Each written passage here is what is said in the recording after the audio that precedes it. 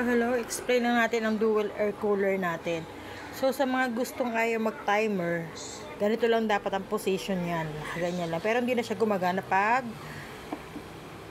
nakabukas na yan. Hindi na yung timer. Ganyan lang yan. Kasi pag inano mo, pupunta dito yan. So, magta-timer siya. Tapos, ang gusto mong gagawin mo lang, ito lang. Itong speed, kung gusto mong mahina, malakas, ayan. 1, 2, 3, parang electric fan lang siya.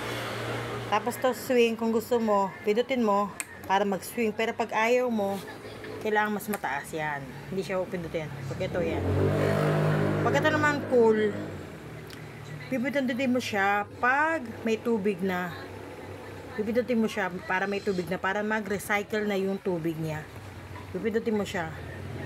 Yan. Pag ayaw mo, on mo, yan, off mo lang. Dapat ganyan ang position.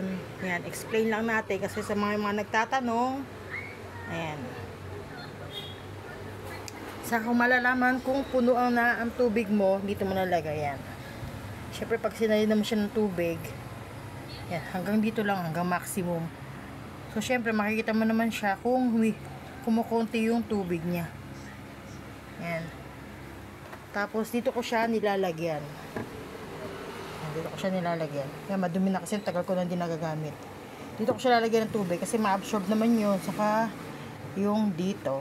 Ayan. Explain lang natin. Kaya hanggang doon na lang. Na dapat ganyan position niya, ganyan lang. Kasi pag ganyan mo na, syempre, na-under na yun. Diba? So, ito lang ganyan lang.